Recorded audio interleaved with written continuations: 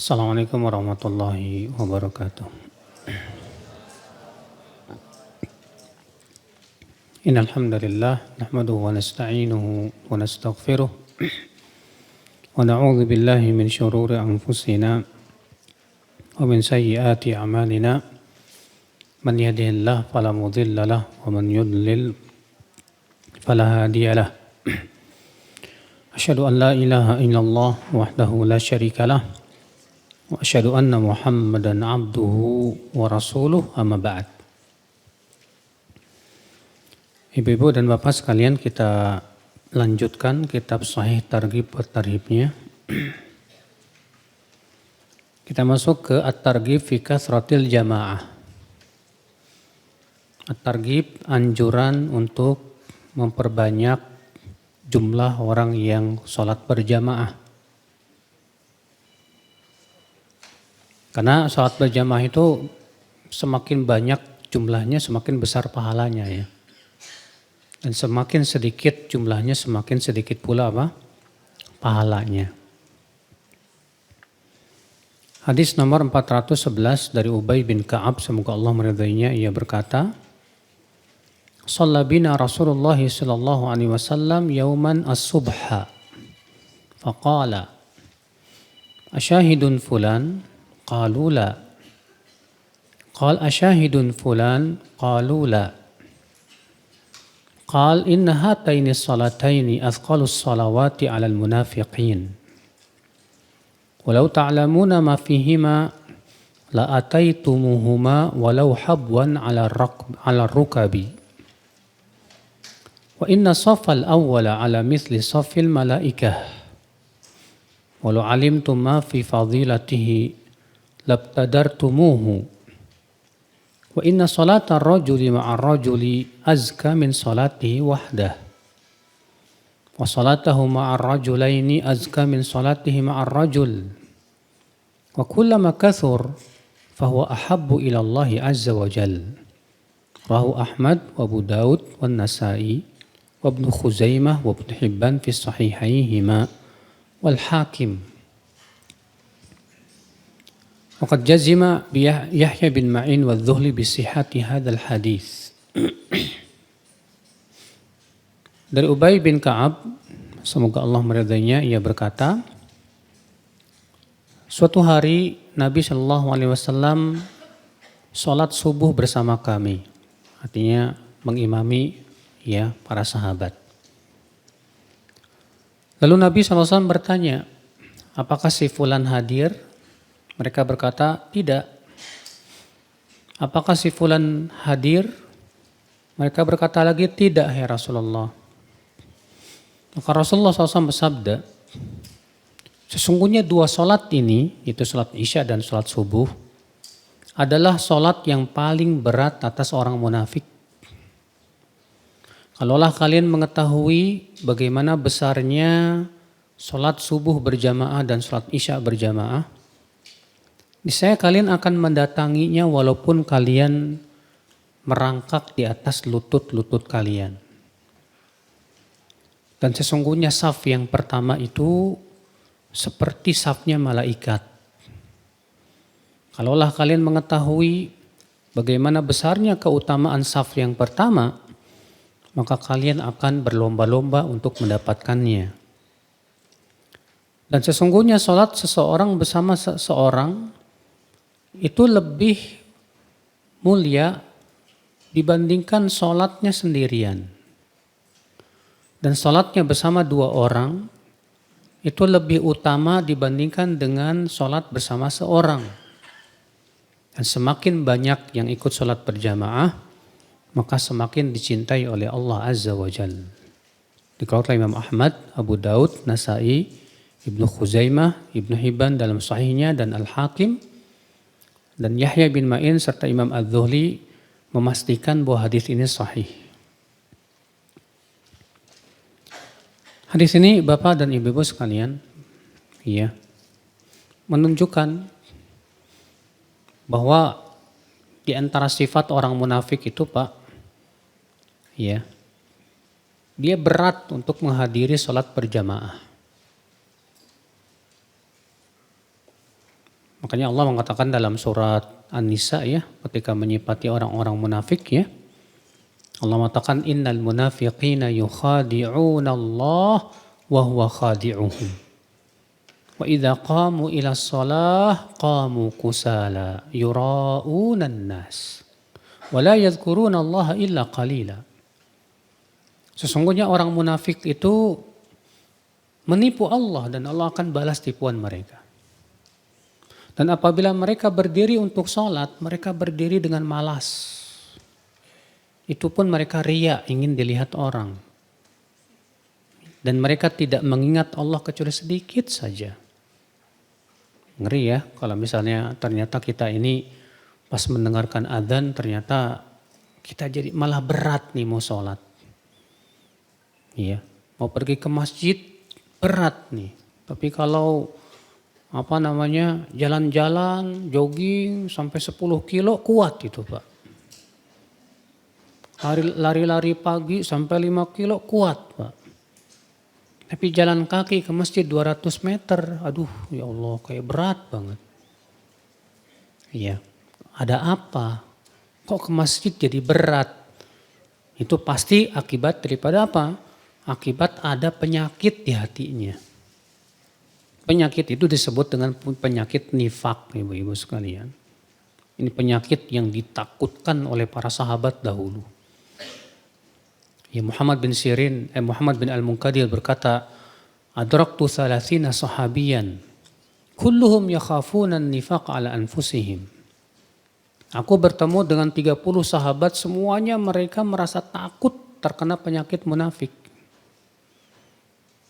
Maka dari itu hati-hati, setiap kita berusaha untuk introspeksi diri. Ada nggak penyakit-penyakit munafik itu ada di hati kita? Nah, di antara penyakit munafik itu apa tadi? Ya, merasa berat untuk pergi apa? Sholat, terutama sholat berjamaah. Ya, ini khusus laki-laki ya. Kalau perempuan memang yang lebih utama di mana? Di rumah.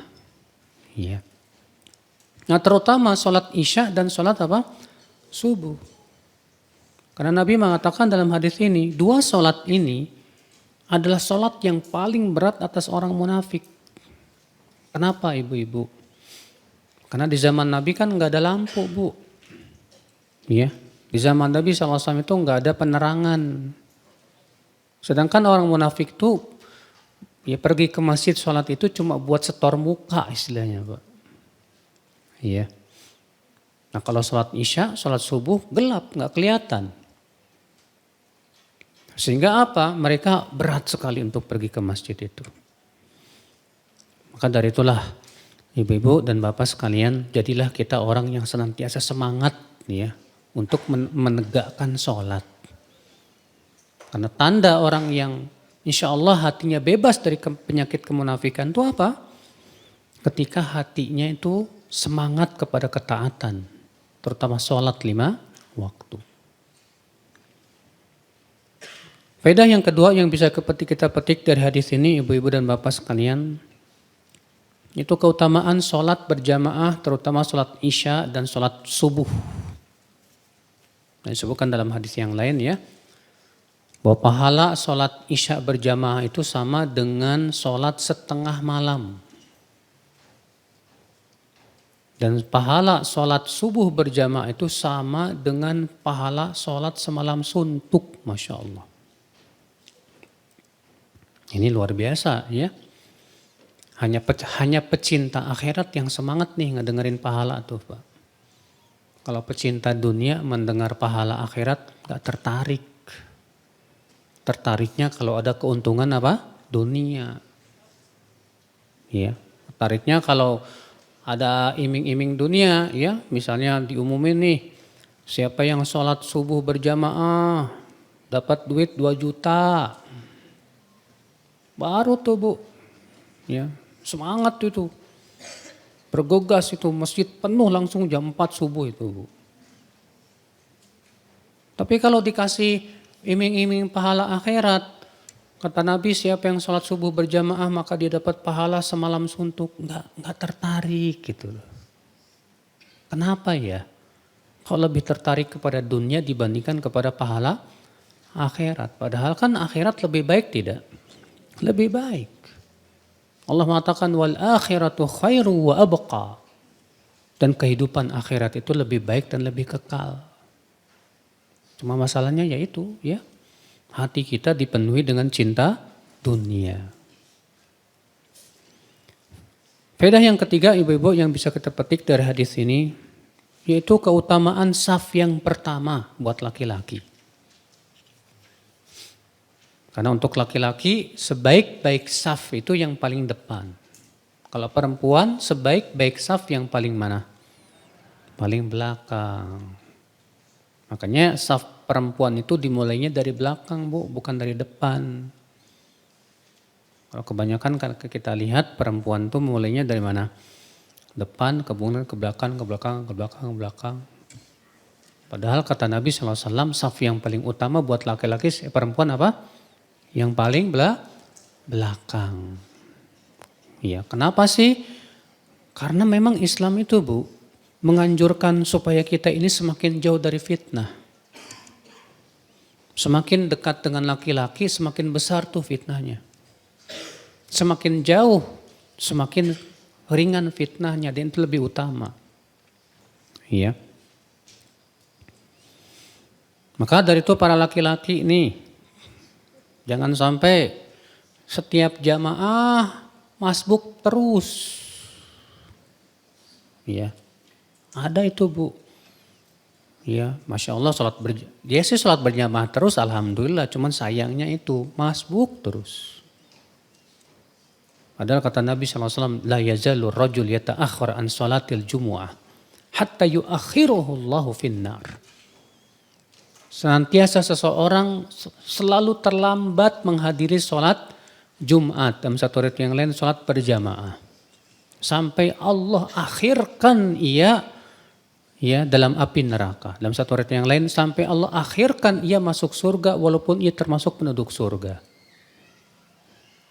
Gara-gara sering terlambat sholat berjamaah, sering terlambat sholat Jumat, akhirnya masuk surganya juga dilambatin sama Allah.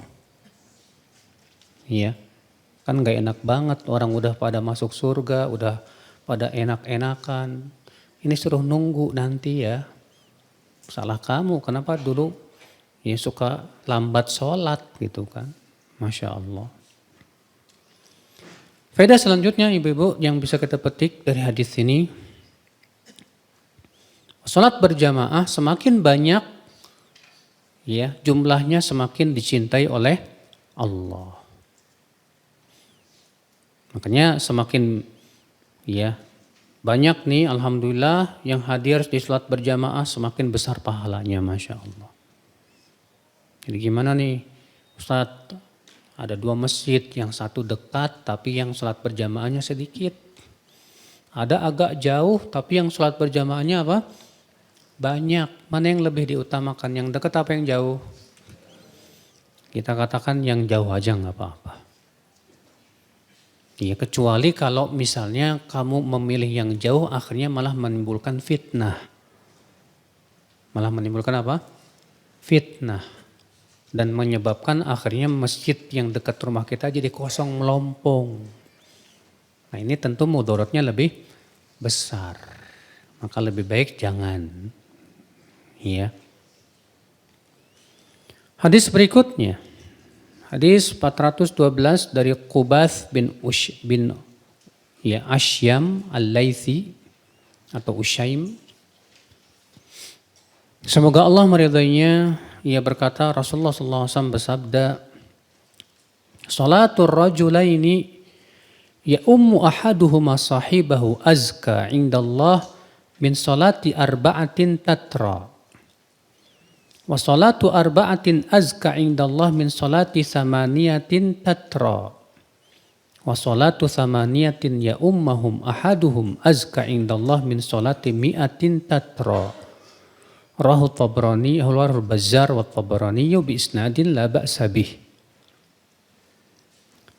Salat seseorang di mana ia menjadi imam untuk satu orang itu lebih utama di sisi Allah daripada sholat 4 orang tapi sendiri-sendiri.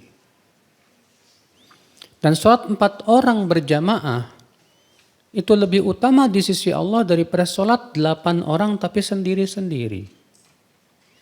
Dan sholat 8 orang yang diimami 1 orang itu lebih utama di sisi Allah dibandingkan dengan sholatnya 100 orang tapi sendiri-sendiri. Dikeluarkan oleh Al-Bazzar dan At-Tabrani dengan sanad yang tidak mengapa. Iya. Tuh lihat ibu-ibu, ya. Jadi kalau sholat sendirian, sendiri-sendiri sebanyak apapun jumlahnya nggak bisa mengalahkan sholat berjamaah. Karena sudah lewat hadisnya ya, bahwa sholat berjamaah itu keutamaannya sampai 27 kali lipat atau 25. Iya. Baik, kita masuk ke bab ke-18 At-Targhib fis Shalah fil Falah. Anjuran untuk sholat berjamaah walaupun di padang pasir.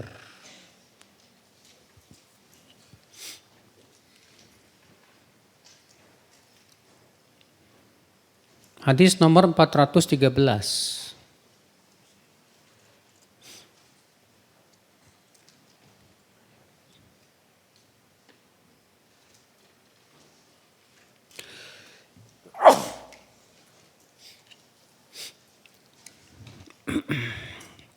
Ya, sholat di padang pasir maksudnya sendirian, Bu.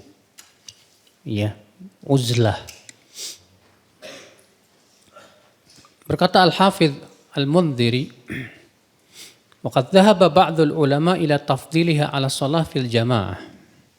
Sebagian ulama ada yang berpendapat bahwa sholat sendirian di padang pasir itu lebih utama daripada sholat berjamaah.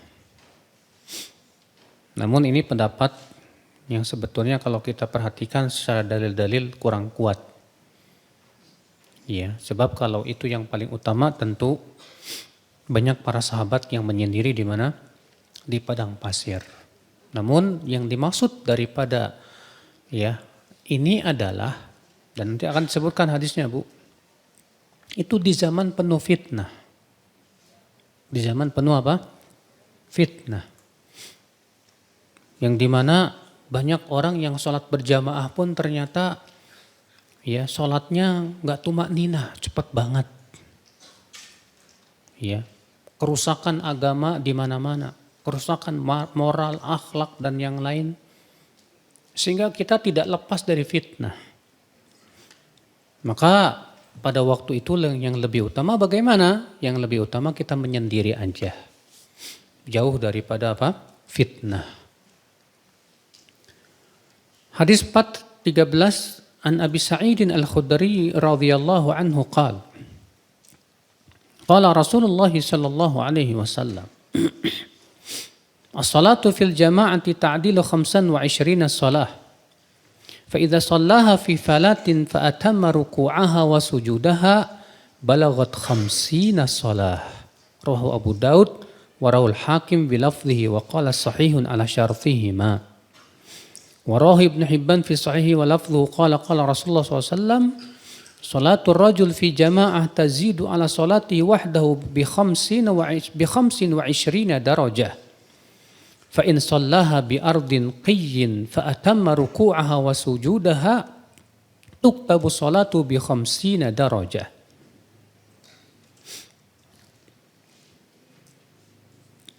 Dari Abu Sa'id Al-Khudri, semoga Allah meridhoinya, ia berkata Rasulullah SAW bersabda, salat berjamaah melebihi 25 kali lipat daripada salat sendirian.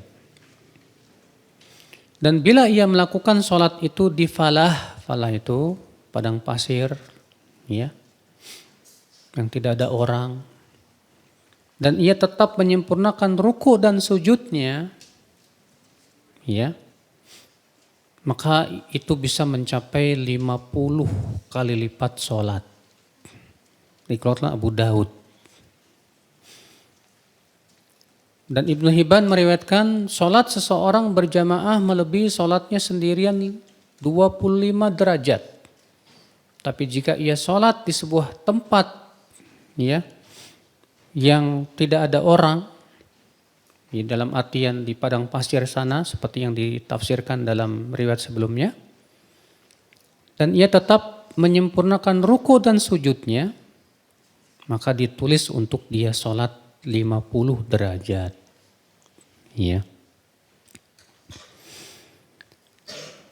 Hadis ini ibu-ibu ya, dijadikan dalil oleh sebagian ulama bahwa sholat seseorang sendirian di padang pasir karena menghindari fitnah, lari membawa agamanya dari kerusakan, ya, itu lebih utama dibandingkan ia sholat berjamaah.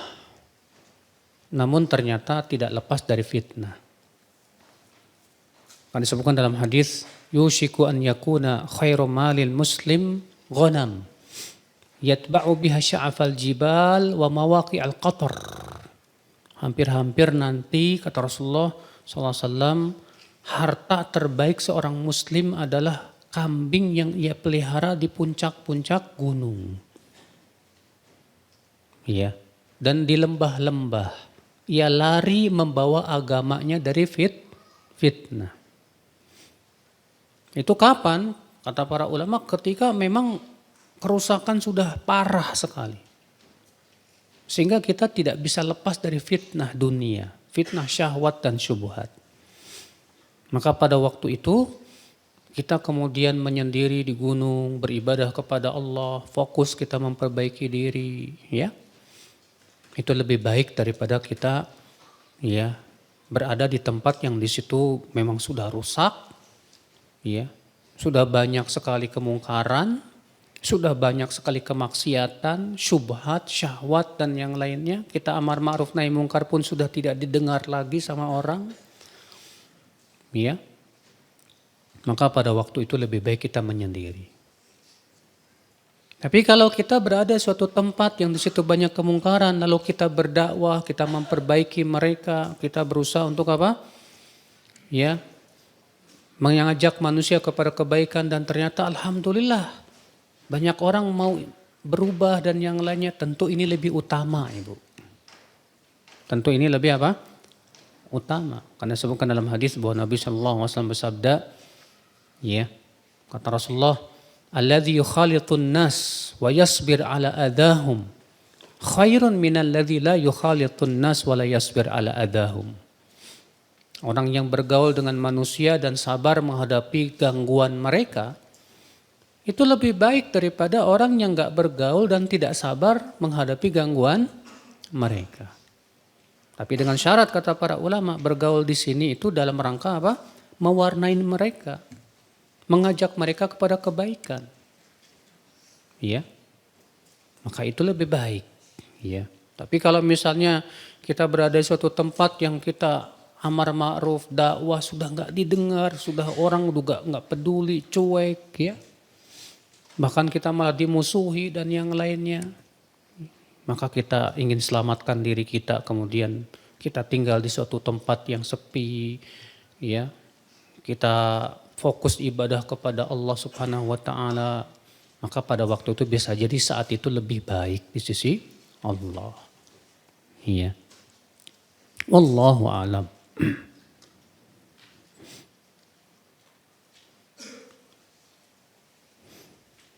Hadis 414. Dan dari Salman Al-Farisi, semoga Allah meridhoinya, ia berkata Rasulullah sallallahu alaihi wasallam bersabda, idza kana rajul bi ardi qiyyin fahanatis shalah falyatawadda fa illam yajid ma'an falyatayammam fa in aqama shalla ma'ahu malakah wa in adzana wa aqama shalla khalfahu min junudillahi ma la yura tarfa. Rahu Abdur Razzaq an Ibnu Taimi an abihi an Abi Utsman an-Nahdi an Salman. Ya. Nabi SAW bersabda, apabila seseorang berada di sebuah tanah yang tandus, itu artinya di padang pasir, ya, lalu masuk waktu sholat, hendaklah ia berwudu. Jika ia tidak mendapatkan air wudu, hendaklah ia tayammum. Jika ia iqamah saja lalu sholat, akan sholat bersamanya dua malaikatnya. Dan jika ia adzan, lalu iqamah, lalu ia sholat, maka ia sholat bersamanya dari pasukan Allah yang tak terlihat ujungnya, saking banyaknya. Ya. Artinya kalau kita berada di padang pasir nih ya, entah itu kita sedang safar melewati padang pasir, kemudian kita adzan, kita qomat, maka itu Masya Allah akan sholat bersama kita dari pasukan Allah yang tak terlihat ujungnya, Pak. Saking banyaknya. Apa pasukan Allah itu? Ya dari malaikat dan yang lainnya. Hanya Allah yang maha tahu. Ya. Wa taqaddama hadits Uqbah bin Amir, dan telah berlalu juga hadis Uqbah bin Amir dari Nabi SAW bersabda, Ya'jabu rabbuka min ra'i ghanamin fi ra'si syadhiyatin yu'adzinu bis salah wa yusalli. Fayaqulu Allah azza wa jal, unzuru ila abdi hadha yu'adzinu wa yuqimus salah yakhafu minni qad ghafartu li abdi wa adkhaltuhul jannah. Nabi SAW bersabda, Rabbmu kagum kepada penggembala domba yang berada di puncak gunung. Dia adzan, ya untuk sholat, dia pun sholat. Lalu Allah berfirman, lihatlah kepada hambaku itu. Dia adzan dan iqamah, dia takut kepadaku. Sungguh aku telah ampuni hambaku dan aku pasti masukkan ia ke dalam surga. Masya Allah. Ini keutamaan ya. Mereka yang berada di mana?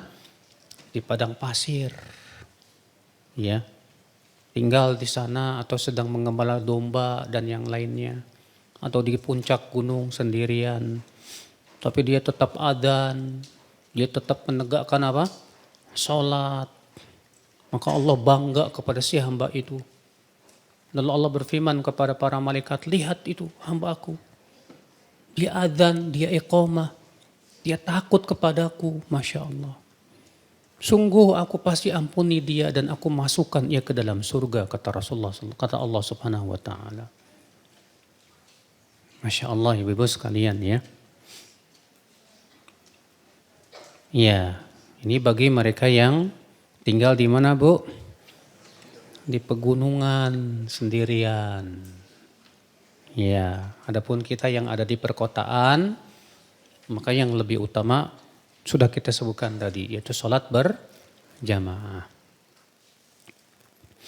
Sekarang kita masuk ke bab targhib fi sholatil isya was subhi khassah fi jamaah. Wa tarhib minat ta'akhur anhuma. Anjuran untuk sholat isya dan subuh berjamaah. Dan ancaman dari orang yang tidak menghadirinya. Hadis 415. An Uthman ibn Affan radhiyallahu anhu qala, Sami'tu Rasulullah sallallahu alaihi wasallam yaqul, Man shalla al-isya'a fi jama'ah faka'annama qama nisfal lail. Wa man shalla subha fi jama'ah faka'annama shalla al-laila kullah. Rawahu Malik wa Muslim wa lafdhuhu wa Abu Daud wa lafdhuhu Man shalla al-isya'a fi jama'ah kana ka qiyami nisfi lailah. Wa man shalla al-isya'a wal fajra fi jama'ah kana ka qiyami lailah. Dari Utsman bin Affan, semoga Allah meridainya, ia berkata, aku mendengar Rasulullah SAW bersabda, siapa yang sholat isya berjamaah, seakan-akan ia sholat setengah malam. Dan siapa yang sholat subuh berjamaah, maka seakan-akan ia sholat semalam suntuk, seluruh malam. Dikeluarkan Imam Malik dan Muslim. Dan ini lafaz Imam Muslim. Dan Abu Daud juga meriwayatkan dengan lafaz, siapa yang sholat isya berjamaah, maka sama dengan sholat setengah malam. Dan siapa yang sholat isya dan subuh berjamaah, maka sama dengan sholat semalam suntuk. Subhanallah. Dikeluarkan Tirmidzi juga sama dengan riwayat Abu Daud Dan Tirmidzi berkata hadis ini hasan sahih. Subhanallah ibu-ibu, lihat bagaimana besarnya pahala sholat isya berjamaah dan sholat subuh apa? Berjamaah. Ya, makanya ibu-ibu yang punya suami, ibu, jangan biarkan suami ibu sholat di mana? Di rumah. Bilang sama suami ibu, Mas, lihat pahalanya besar sekali. Ayolah kamu pergi. Jangan kayak kita perempuan. Masa kamu mau disamain sama perempuan sih? Kalau perempuan sih memang ada hadisnya. Yang lebih utama di rumah, ya. Nah ini ibu-ibu sekalian. Kalau kita berusaha, ya berlomba-lomba kepada pahala yang besar ini. Bayangkan, ya. Sholat subuh berjamaah bisa mendapatkan sama dengan pahala apa? Sholat semalam suntuk. Dan dalam riwayat Abu Daud, sholat isya berjamaah dan sholat subuh berjamaah, dua-duanya. Untuk bisa mendapatkan sholat semalam suntuk itu ya, Masya Allah. Maka kita berusaha, ya, semangat, jangan pernah lemah, jangan kendor. Jangan sampai kemudian hanya karena sakit sedikit sehariawan gak mau sholat berjamaah. Ya. Pilek dikit gak sholat berjamaah. Dengan alasan orang sakit kan diberikan udzur. Yaitu sakit yang kayak gimana. Ya. Bahkan Nabi SAW saja Bu.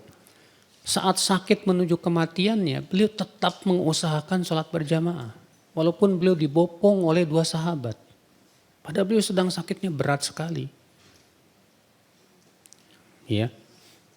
Karena itu usahakan, semangat terus. Ya. Hadis 416. Wa Nabi Hurairah radhiyallahu anhu qala Rasulullah sallallahu alaihi wasallam. Inna athqala as-salati 'alal munafiqina salatul isya'i wa salatul fajr. Walau ya'lamuna ma fihima la'atauhuma walau habwa. Walaqad hamamtu an amura bis salati fatuqam thumma amura rajulan fayusalliya bin nas thumma antaliqa ma'i birijalin ma'ahum huzamun min hatabin ila qaumin la yashhaduna as-salah fa uharriqa 'alaihim buyutahum bin nar. Rawahul Bukhari wa Muslim. Wa fi riwayat lil Muslim anna Rasulullah SAW faqada nasan fi ba'di salawat faqal laqad hamamtu an amura rajulan yusalli bin nas thumma ukhalifu ila rijalin yatakhallafuna anha fa amura bihim fayuharriqu alaihim bihuzamil hatab buyutahum walau alima ahaduhum annahu yajidu 'azman saminan la syahidaha yakni salatal isya. Rasulullah SAW bersabda, sesungguhnya solat yang paling berat atas orang munafik, solat isya dan solat apa? Subuh. Kalaulah mereka mengetahui bagaimana besarnya pahala di 2 solat itu, mereka akan datangi walaupun harus merangkak.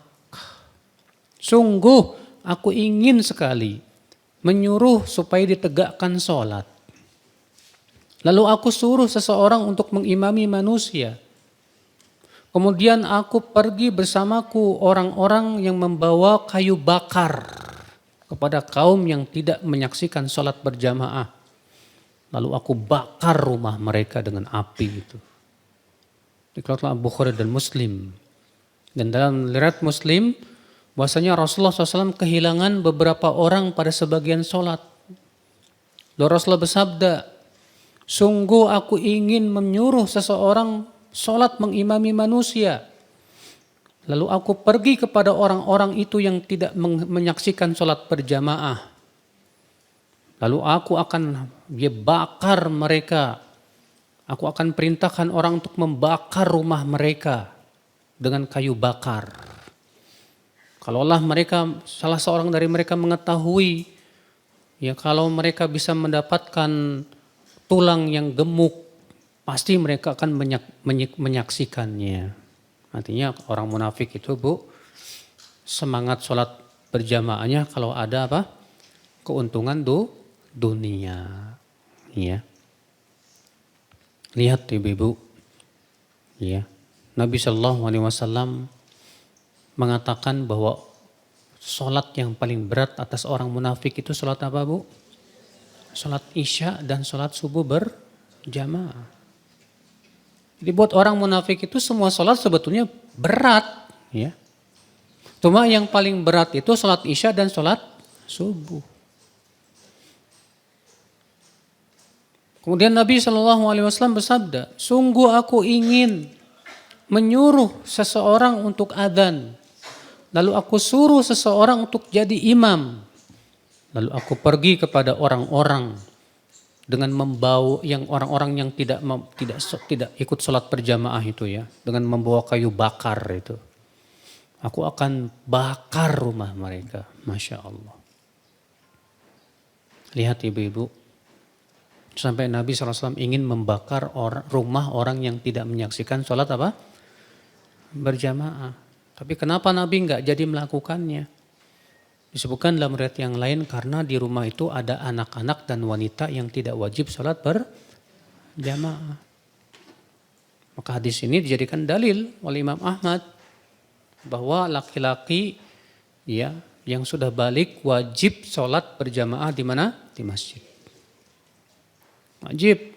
Kenapa? Karena Nabi ingin membakar rumah mereka itu. Kalau itu hukumnya sunnah nggak perlu Nabi membakar rumahnya.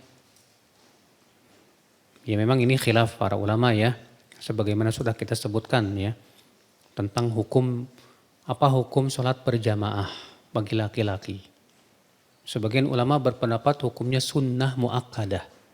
Sunnah yang sangat ditekankan.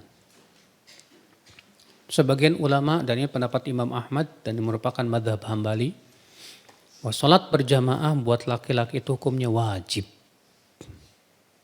Dalilnya hadis ini. Dan di antara dalilnya juga hadis tentang orang buta yang minta izin kepada Rasulullah untuk sholat di rumahnya karena tidak ada orang yang menuntun. Tadinya Rasulullah SAW mengizinkan gak apa-apa. Tapi kemudian Rasulullah memanggil lagi dan berkata, kamu dengar adzan enggak? Kata dia, dengar ya Rasulullah. Kata Rasulullah, fa'ajib, kalau begitu kamu harus datang. Iya. Bayangkan, orang buta saja tetap disuruh oleh Nabi SAW untuk mendatangi sholat apa? Berjamaah. Bagaimana dengan orang yang melek? Dan subhanallah ya, orang buta ini yang bernama Ibnu Ummi Maktum, walaupun buta, Bu, tetap datang ke masjid, Bu. Bahkan padahal disebutkan dalam sebuah riwayat ya, bahwa rumah Ibnu Ummi Maktum dengan masjid itu melewati kandang binatang berbisa. Ya. Tapi karena Ibnu Ummi Maktum walaupun matanya buta, tapi hatinya melek. Beda zaman sekarang nih. Banyak orang yang matanya melek, hatinya buta, Bu. Iya. Tidak ada semangat kepada sholat berjamaah. Tapi kalau pergi ke mana? Ke tempat-tempat dangdutan, semangat itu. Masya Allah. Dipanggil hayya ala shalah, hayya ala falah, enggak sama sekali bergeming.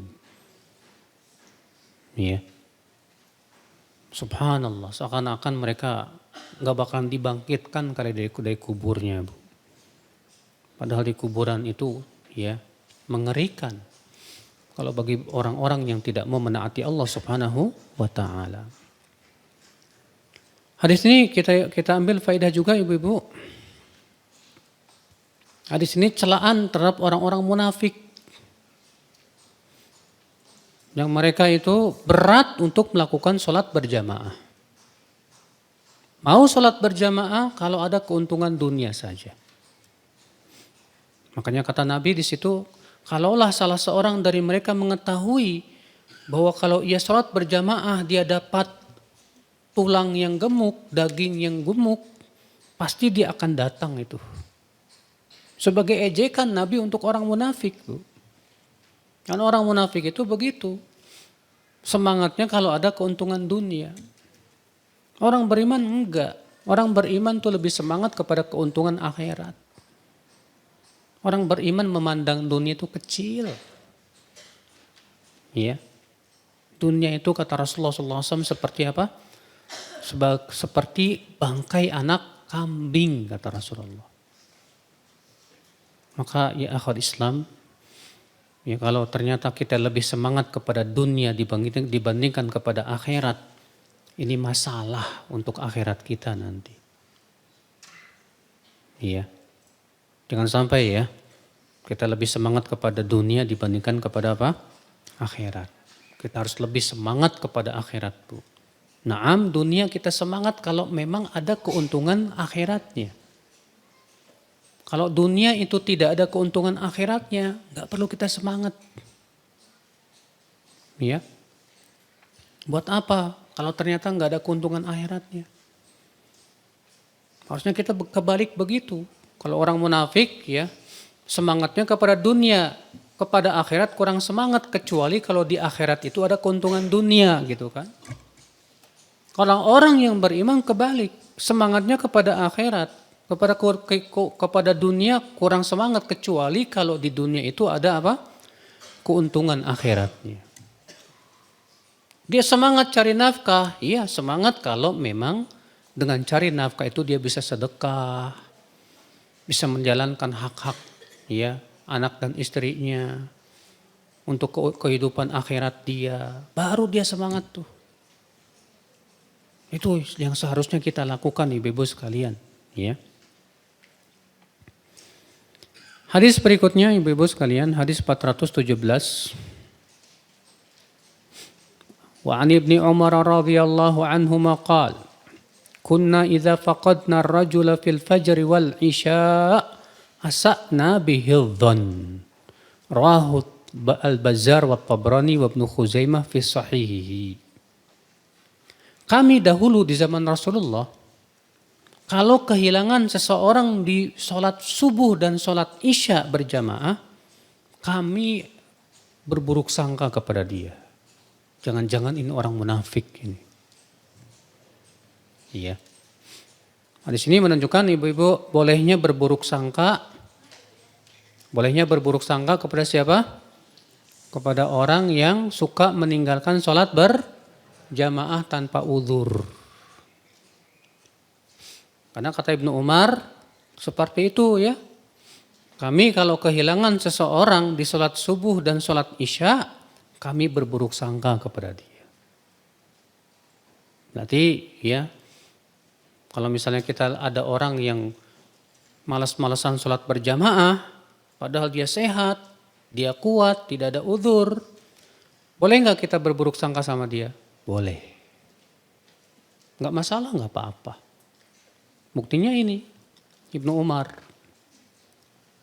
Ya. Berarti itu menunjukkan apa, Bu?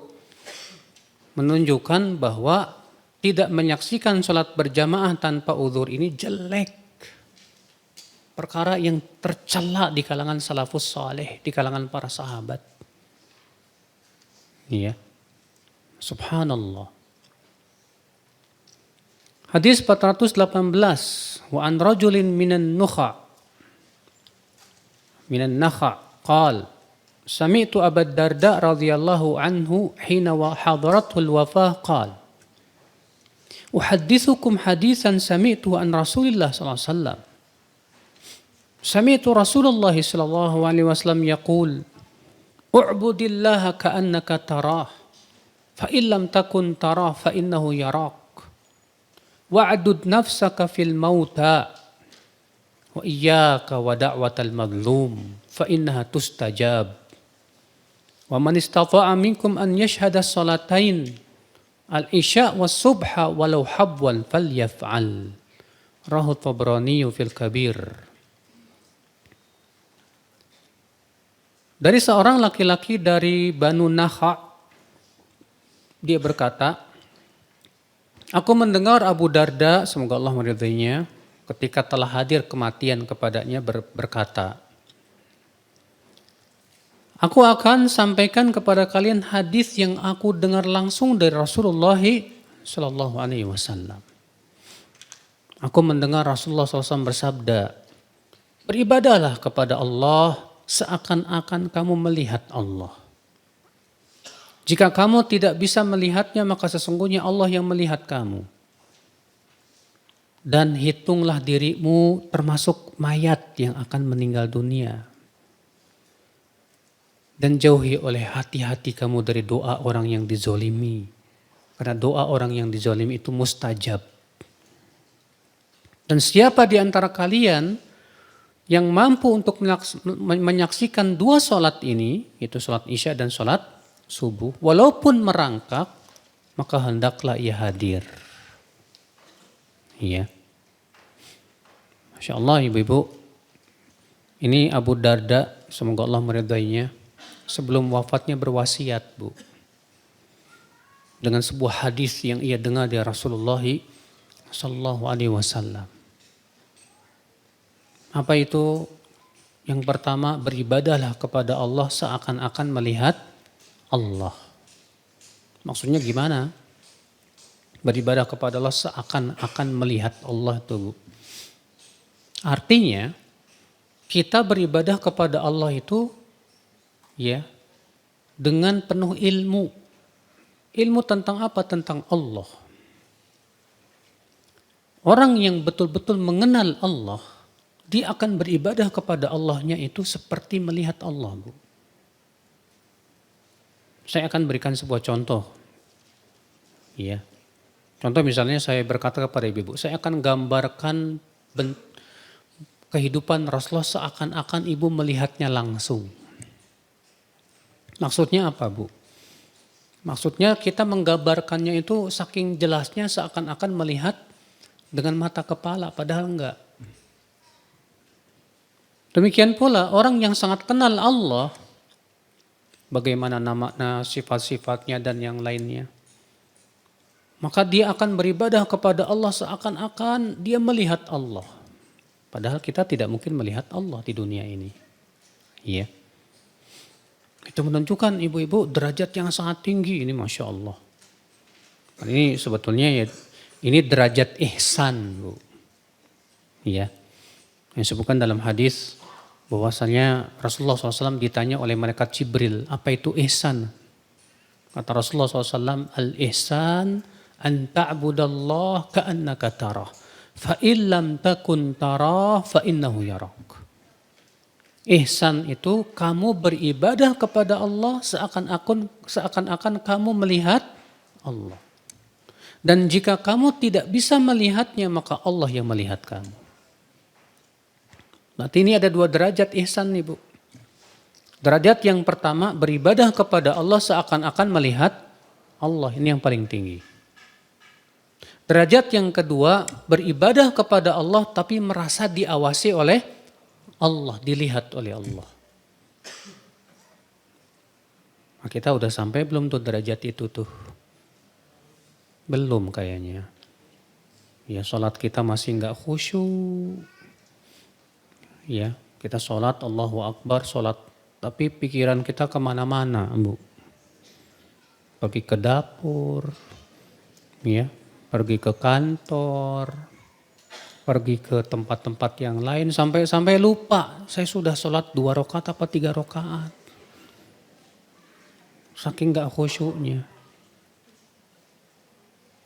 Kenapa kita nggak bisa khusyuk, Bu? Yaitu karena keimanan, rasa takut kita kepada Allah kurang. Ya, pikiran kita itu, Bu, akan mengikuti apa yang kita sukai dalam hati kita, Bu. Kalau kita sedang menyukai sesuatu, biasanya pikiran kita akan mikir ke situ terus. Ya. Ibu misalnya nih lagi seneng sama teman-teman ibu, lagi seneng masak-masak kuliner dan yang lain. Biasanya sih ya pikirannya pasti ke situ tuh, Bu.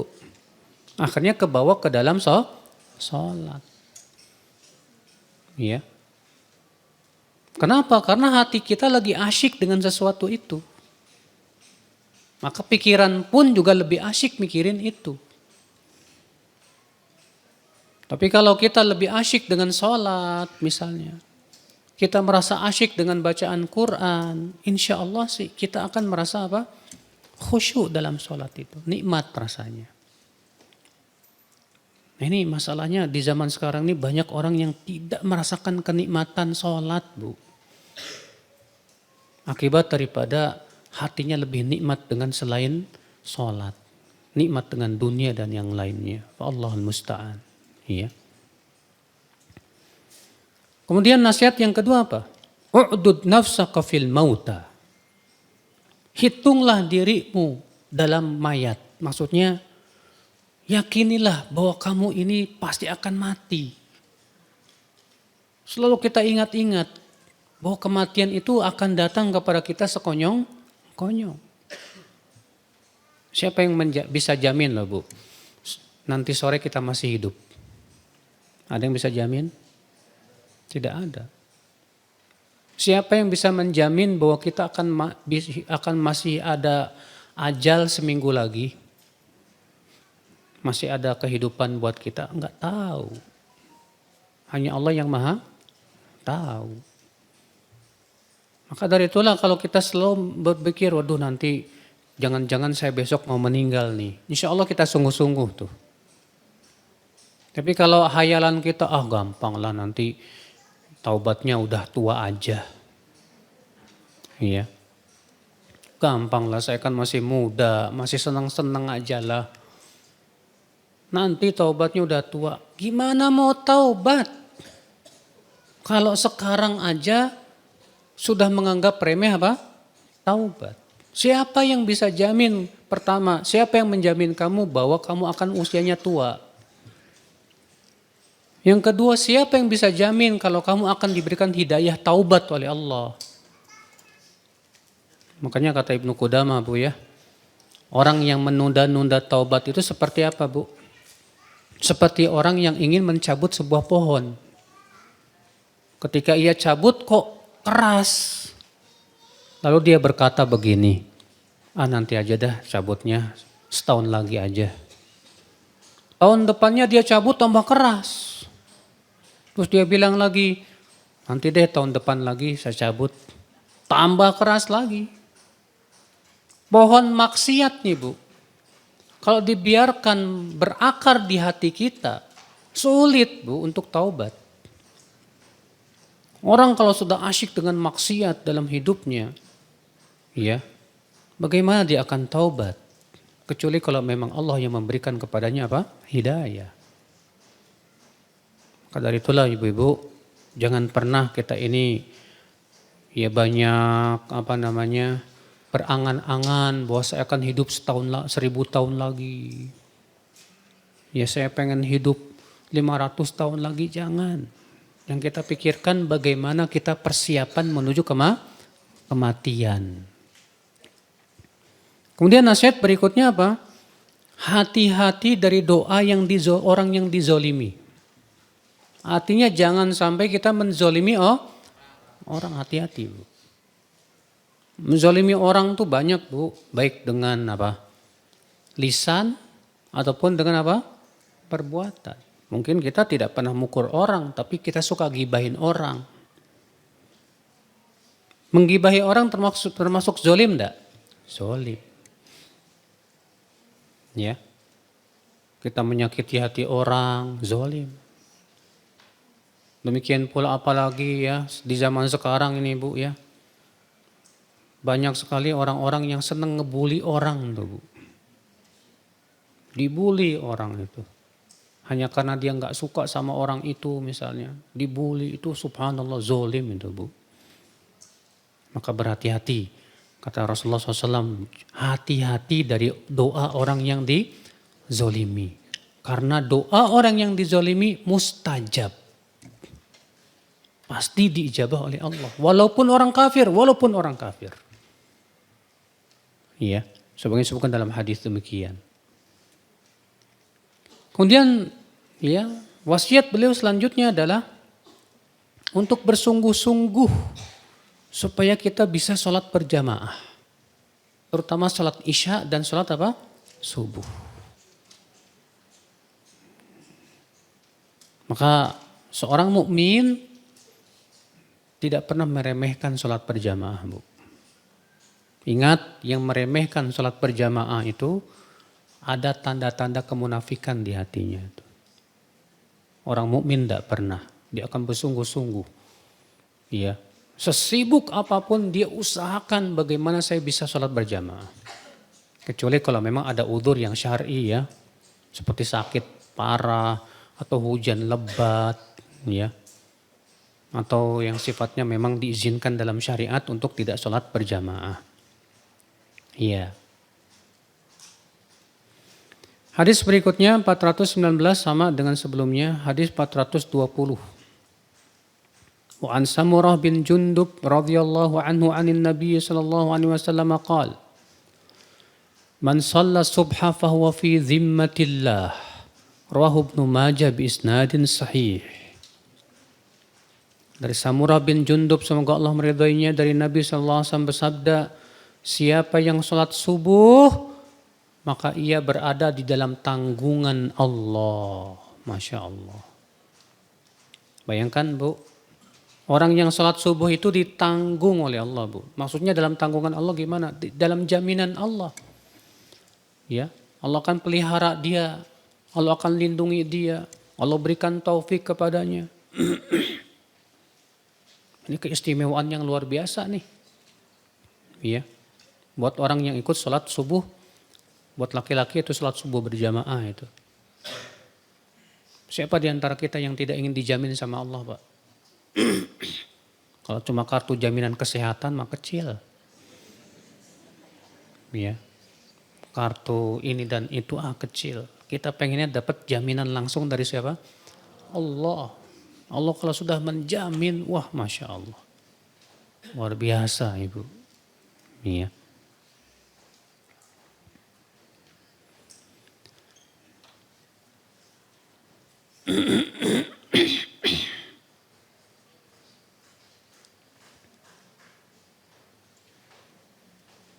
Baik, saya kira cukup sampai di sini Ibu-ibu. Kita buka tanya jawab. Barangkali Ibu-ibu atau Bapak ada yang mau bertanya, dipersilahkan.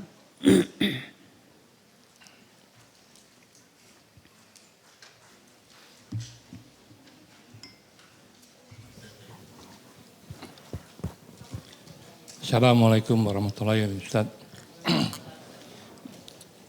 Barakallahu fikum, Ustaz. Ada pertanyaan, Ustaz.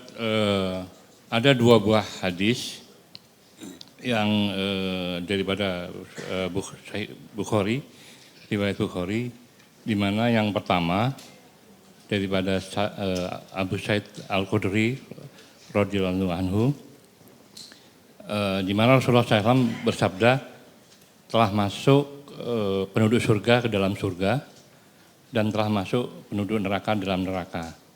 Dan kemudian Allah berfirman, keluarkanlah dari dalam neraka orang-orang yang ada keimanan walaupun sebesar biji zarah. Kemudian yang hadis yang kedua, Ustaz, dari Anas bin Malik radhiyallahu anhu, ketika Rasulullah SAW berkendara dan membonceng Mu'adz bin Jabal membonceng di belakangnya, Ustaz. Kemudian Rasulullah SAW setelah memanggil Mu'adz, kemudian bersabda bahwa barang siapa yang bersaksi la ilaha illallah Muhammadur Rasulullah syirkon min qalbi, kecuali Allah akan mengharamkannya api neraka, Ustaz. Atas dua hadis ini mohon penjelasannya, Ustaz. Yang satu dalam neraka, yang satu Allah mengharamkan neraka itu, Ustaz. Jazakallahu khair, Ustaz. Wa jazakallahu khair. Hadis ini tidak bertabrakan, alhamdulillah. Kenapa? Karena tauhid seseorang di hati seorang hamba itu bertingkat-tingkat, Pak. Ada yang tauhidnya sangat sempurna. Saking sempurnanya sampai-sampai yang makruh pun dia tinggalkan. Sehingga ia masuk surga tanpa hisab dan adab. Makanya Rasulullah ketika menyifati orang yang masuk surga tanpa hisab dan adab siapa? Humul ladzina la yastarqun wala yaktawun, wala yatatayyarun, wa ala rabbihim yatawakkalun. Mereka adalah orang yang tidak minta diruqyah. Padahal kata para ulama minta diruqyah itu hukumnya makruh. Itu menunjukkan saking sempurnanya tauhid mereka sampai-sampai yang makruh aja tinggalkan. Iya. Dan tawakalnya sangat kuat kepada Allah Subhanahu wa taala. Ibu-ibu mohon Bu jangan ngobrol. Masih tanya jawab Bu. Iya. Ada lagi orang yang masuk surga tanpa dihisab tapi tidak diadab. Ini derajat yang lebih rendah lagi. Kalau yang pertama tadi tidak dihisab, tidak diadab. Langsung masuk surga. Ini dihisab dulu oleh Allah tapi dia tidak diadab oleh Allah. Ada lagi yang masuk surga dihisab dan diadab dulu. Siapa mereka? Mereka yang mentauhidkan Allah tapi tauhidnya kurang. Karena tauhidnya kurang itu tidak kuat untuk menghindarkan mereka dari perbuatan-perbuatan maksiat. Tapi mereka tidak pernah mempersekutukan Allah. Mereka mentauhidkan Allah, iya. Tapi mereka berzina, mereka mencuri. Mereka misalnya korupsi dan yang lainnya. Ya. Sehingga akhirnya apa? Allah pun cuci dulu di dalam api neraka. Baru kemudian dikeluarkan dari api neraka dan dimasukkan ke dalam surga. Lalu bagaimana dengan hadis tadi? Allah haramkan ia dari api neraka. Kata-kata haramkan dari api neraka maksudnya apa? Tergantung dengan keimanan dia dalam tauhid. Semakin kuat tauhidnya, semakin haramnya sempurna dari neraka. Semakin kurang sempurna tauhidnya, kurang sempurna juga diharamkannya dari api neraka. Iya, karena ada yang diharamkan sama sekali dari neraka, ada juga yang diharamkan untuk kekal dalam neraka. Demikian Pak, paham insyaallah? Nah.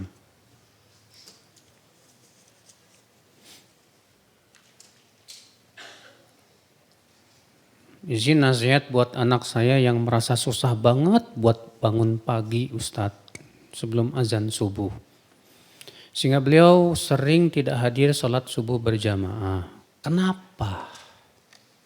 Ibu sebagai orang tua harus mencari tahu kenapa. Biasanya ini ada sebuah penyakit yang kurang bagus Bu. Apa Bu? Anak ibu ini suka begadang. Suka begadang baru tidur jam 11, jam 12 ya pantas aja. Makanya ibu harus awasi bilang Bu, nak Rasulullah itu kalau habis sholat isya tidur. Udah kamu tidur awal. Supaya kamu bisa sholat apa? Subuh berjamaah. Ya, ngapain kamu nonton sinetron segala. Drakor dan yang lainnya. Gak ada manfaatnya. Kadang si anak Bu bandel, dikunci kamarnya, dimatiin lampunya padahal nonton YouTube. Iya, ambil HP-nya Bu, tidur kamu, supaya kamu sholat subuhnya benar, bisa berjamaah. Jangan kamu seperti orang munafik, saya nggak mau anak saya jadi orang munafik. Bilang Bu, iya. Ibu sebagai seorang orang tua harus tegas. Jangan hanya karena sayang, aduh Ustaz saya sayang, kasihan sama dia. Masa ibu kasihan kalau dia tidak sholat subuh berjamaah, justru harus kasihan dong kalau dia ternyata apa? Dapat dosa di sisi Allah. Padahal si anak itu misalnya sudah balik. Ya.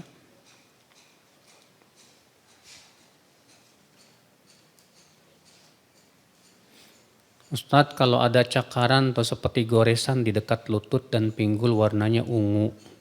Itu kenapa ya Ustadz kok nggak hilang-hilang? Itu nanyanya sama dokter Bu. Iya. Itu namanya nanyanya sama dokter.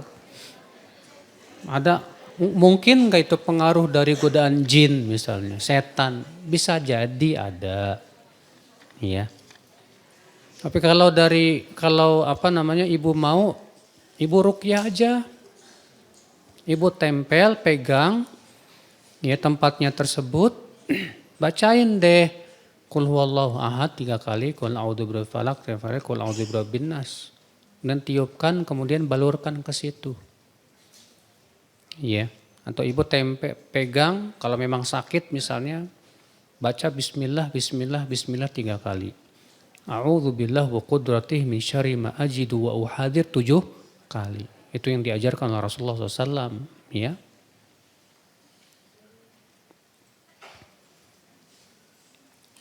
Bagaimana sholat di masjid yang di halamannya ada kuburan?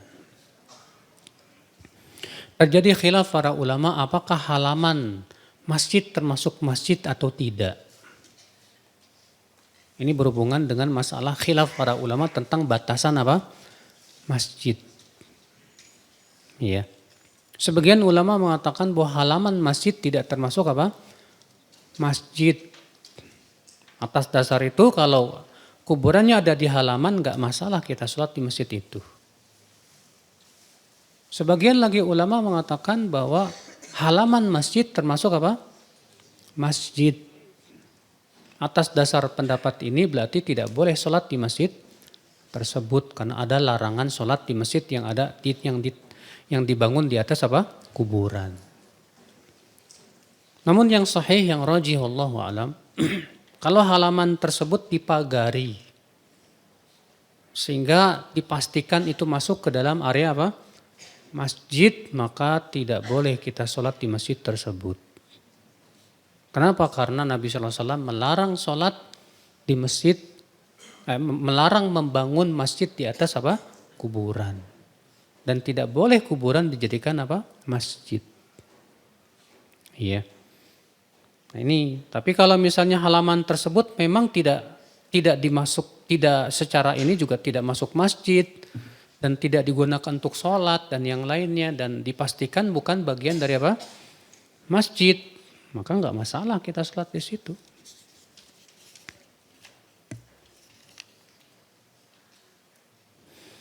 Saya kesulitan Ustadz kalau sholat tahajud karena ngantuk banget. Bolehkah saya mengganti sholat tersebut dengan sholat rawatib dan duha? Masalahnya tiap hari enggak. Kalau cuma sekali-kali doang sih ya enggak masalah.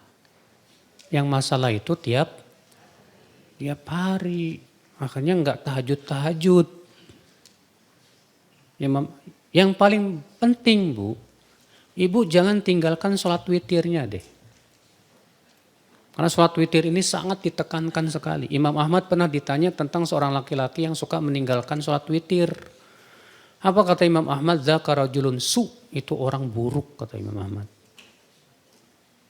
Iya. Jadi kalau misalnya ibu nggak bisa bangun untuk di akhir malam, ya udah sholat witirnya sebelum tidur usahakan. Iya. Yang kedua, ibu atau yang bertanya ini tidurlah tidurlah di awal waktu malam. Jangan begadang. Insya Allah kalau tidurnya di awal waktu, ya seperti jam 8 malam atau jam 9 malam, insya Allah bisa bangun Bu. Ya, biidznillah. Sebetulnya sih mengikuti kebiasaan sih Bu. Orang sudah terbiasa bangun jam 3, insya Allah dengan sendirinya bangun Bu. Ya memang perjuangan kepada itu di awal-awal berat sekali betul. Tapi kalau kita berusaha terus, insya Allah Allah mudahkan. Ya.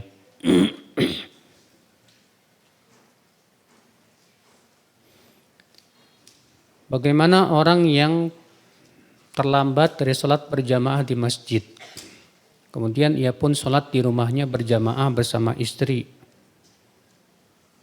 Ini pernah dilakukan oleh Rasulullah SAW. Dalam riwayat Al-Hakim dalam Mustadraknya dari hadis Abdullah bin Mas'ud, dan disahihkan oleh Syekh Al-Albani rahimahullah, bahwa Rasulullah SAW pernah terlambat sholat berjamaah karena ada keperluan. Ketika ke masjid ternyata orang-orang sudah selesai sholat, maka Rasulullah pulang dan sholat bersama istrinya. Ya, ini maka ini buat mereka yang memang ada ada uzur syar'i ya, sehingga ia terlambat sholat, pas datang ke masjid ternyata sudah bubar. Kemudian dia pulang lagi dan sholat bersama istrinya, nggak apa-apa, karena itu pernah dilakukan oleh Rasulullah Shallallahu Alaihi Wasallam. Sholat jamak qashar itu batas waktunya sampai berapa ya Ustadz? Selama safar. Karena qashar itu artinya apa? Mengurangi jumlah rakaat yang tadinya 4 jadi 2. Batasannya sampai berapa? Selama safar. Disebut safar, Bu. Kalau kita tidak tahu berapa hari kita akan selesai urusan kita di sana. Misal ibu mau pergi ke Singapura, ada perurusan. Tapi saya tidak tahu saya akan selesai berapa hari. Ya, ada kemungkinan 4 hari, mungkin seminggu, karena saya harus mengurus permasalahan di sana. Selama kita belum tahu kapan selesainya, selama itu juga kita disebut musafir. Tapi kalau ibu misalnya tahu saya akan tinggal di Jepang 2 tahun karena nemenin suami yang ditugaskan oleh pemerintah sebagai apa gitu di sana, atau tugas dari kantor misalnya. Dan kita sudah tahu bakalan tinggal di sana 2 tahun. Maka semenjak sampai ke tempatnya sudah tidak boleh qashar lagi. Sudah dihukumi sebagai mukim. Iya. Tapi dalam perjalanannya boleh mengqashar. Makanya Rasulullah SAW berbeda-beda, Bu. Hadis-hadis dari Rasulullah SAW tentang berapa lamanya musafir itu. Dalam satu riwayat Rasulullah SAW tinggal di Tabuk selama 20 hari dan terus menerus mengqashar. Dalam satu riwayat yang lain 17 hari, satu riwayat yang lain 21 hari. Bahkan Ibnu Umar pernah di Azerbaijan selama 6 bulan terus menerus mengqashar. Iya. Kenapa? Nah dari itu karena mereka belum tahu kira-kira selesainya kapan.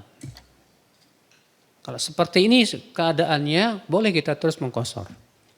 Tapi kalau kita sudah tahu misalnya saya mau sekolah ya di Saudi selama 4 tahun. Ya udah, kalau kita udah tahu kita bakalan tinggal di sana 4 tahun, semenjak sampai sana udah nggak boleh mengqashar lagi. Ya. Karena sudah ada niat untuk mukim. Anak saya les sampai jam 8 malam, jadi dia tidak bisa isya berjamaah sampai di rumah jam 8.30-an. Apakah saya sebaiknya menunggu anak saya pulang agar dia ada teman untuk sholat berjamaah? Nggak apa-apa. Karena sholat isya itu yang paling utama di akhir waktu. Bolehkah mengubah niat ketika niat witir 3 rakaat dengan 2 salam lalu terdengar adzan? Kita ubah jadi witir 3 rakaat dengan 1 salam saja boleh. Karena yang terpenting adalah niatnya witir.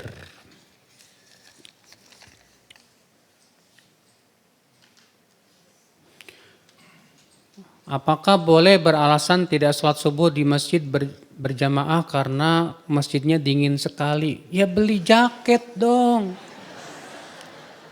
Kalau udah tahu masjidnya dingin banget, bawa jaket. Ya, bawa jaket. Masa nggak punya jaket, nggak punya jas atau apa gitu yang bisa menghangatkan?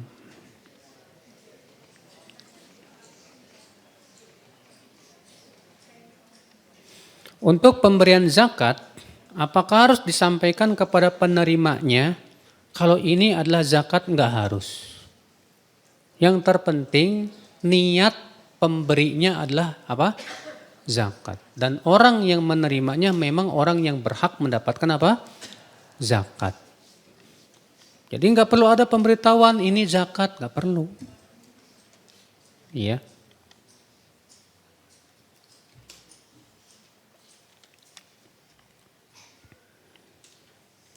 Bagaimana cara menolong orang yang terkena was-was sehingga takut sholat?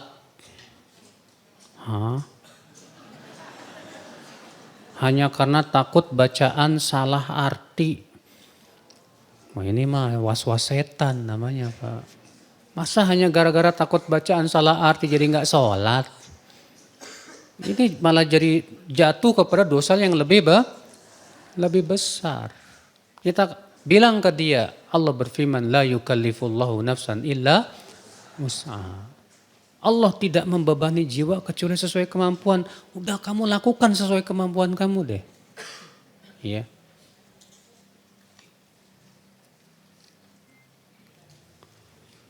Begitu banyak Ustadz keutamaan sholat berjamaah buat laki-laki. Apakah wanita bisa seperti itu? Bu, alhamdulillah untuk wanita mah nggak perlu capek-capek. Ternyata sholat ibu di rumah lebih besar pahalanya dibandingkan sholat berjamaah di mana? Di masjid. Iya. Ini kan diberikan oleh buat ibu-ibu berarti diberi oleh Allah apa, Bu? Kemudahan. Tapi banyak perempuan maunya yang susah-susah. Udah dikasih kemudahan sama Allah, kata Rasulullah apa? Rumah kalian lebih baik buat apa? Kalian. Tuh Masya Allah. Ibu gak harus capek-capek jalan kaki ke masjid.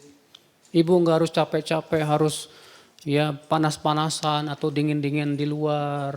Ibu tetap di rumah aja. Ternyata pahalanya jauh lebih besar dibandingkan ibu pergi sholat berjamaah ke masjid. Alhamdulillah. Syukurilah itu, Bu. Ya.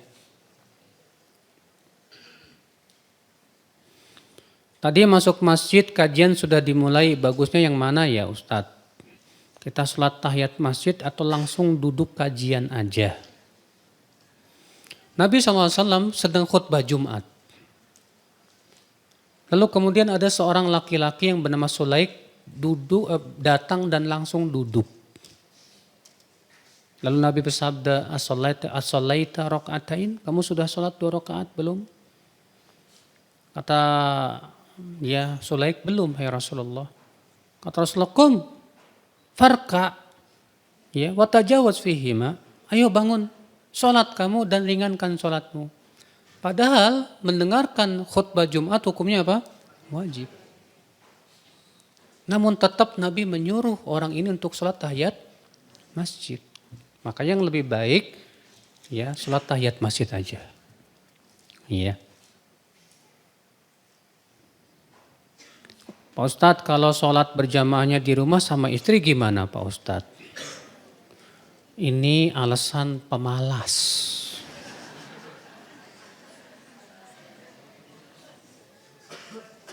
Iya. Rasulullah SAW bersabda apa? Aku ingin membakar rumah orang yang tidak menyaksikan sholat apa?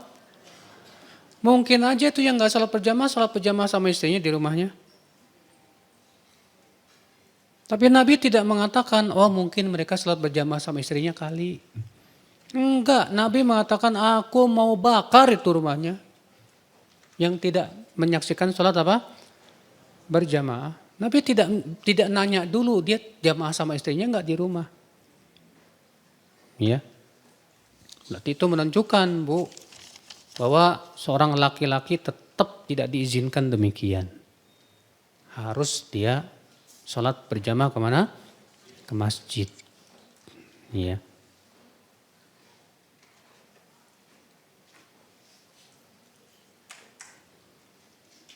Apakah sholat perempuan di dalam kamarnya Ustadz bisa dihitung 50 kali derajat karena tersembunyi di kamar? Kalau 50 derajatnya saya tidak tahu. Kalau betul di tempat di kamar tidurnya yang lebih tersembunyi, betul ada hadisnya yang yang dihasankan oleh Syekh Albani. Itu lebih besar pahalanya. Ya.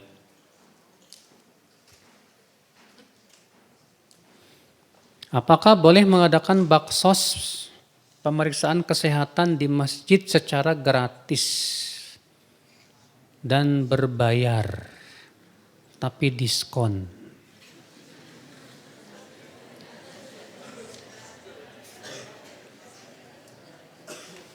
Pertama Bu, kalau gratis nggak masalah, kan itu memang sosial. Adapun berbayar ini sama dengan jual beli.